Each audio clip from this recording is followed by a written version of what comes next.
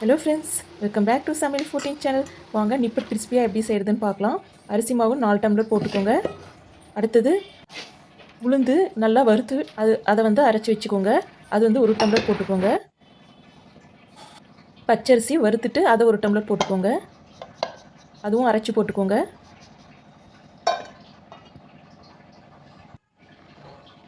கடலப்பருப்பு 4 கை போட்டுக்கோங்க.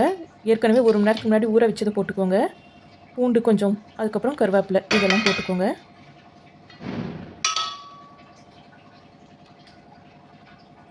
பெருங்காயத்தூள் ஒரு 1/2 ஸ்பூன் போட்டுக்கோங்க. உப்பு கொஞ்சம் போட்டுக்கோங்க. வெண்ணெய் கொஞ்சம் போட்டுக்கோங்க. மிளகாய் தூள் கொஞ்சம் போட்டுக்கோங்க. இதெல்லாம் போட்டு நல்லா மிக்ஸ் பண்ணிக்கோங்க. கடலப்பருப்பு மட்டும் நல்லா ஊற வச்சு 4 கை போடுங்க. ஏற்கனவே போட்டோம் பாருங்கள். 1 மணி நேரம் ஊறணுங்க கடலப்பருப்பு. 4 கப்பு அரிசி மாவுங்க. உளுந்து 1 கப்புங்க. அதுக்கப்புறம் பச்சை அரிசி 1 கப்புங்க. இந்த உளுந்தும் பச்சை அரிசியும் நீங்கள் நல்லா வறுத்துட்டு அதுக்கப்புறம் பொடியாக பண்ணிவிட்டு மிக்சிலே பொடி பண்ணிக்கோங்க. பொடி பண்ணிவிட்டு இதில் போட்டுக்கோங்க. இந்த மாதிரி எல்லாத்தையும் நல்லா பிசைஞ்சிட்டு சின்ன சின்னதாக கட் பண்ணி வச்சுக்கோங்க. ரவுண்டாக தட்டிக்கோங்க. ஒரு பிளாஸ்டிக் கவரில் எண்ணெய் தடவிட்டு அதுக்கு மேலே இந்த மாதிரி பண்ணுங்கள். வீட்டில் இந்த எண்ணெய்லாம் வாங்குவோம் தானேங்க, ரீஃபைண்ட் ஆயிலெலாம். அதுக்கு பின்னாடி இந்த மாதிரி பண்ணிக்கோங்க.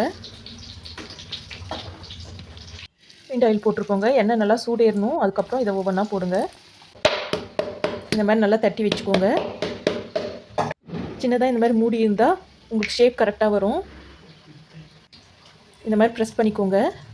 பிள்ளைங்களுக்கு குட்டி தட்டோட பிடிக்குங்க, அதனால இந்த மாதிரி குட்டி குட்டி ஷேப்புக்கு அழகாக இருக்குங்க. இந்த மாதிரி போட்டுக்கோங்க.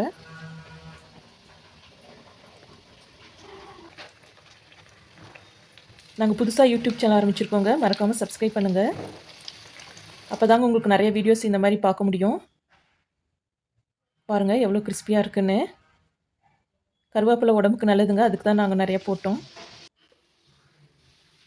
பாருங்கள் நிறையவே வந்திருக்கு. பாருங்கள் உடைச்சா எவ்வளோ கிறிஸ்பியாக இருக்குன்னு. கொஞ்சம் நேரம் கழித்து ஏர்டைட் கண்டெய்னரில் போட்டுக்கோங்க. மறக்காமல் சப்ஸ்கிரைப் பண்ணுங்கள்.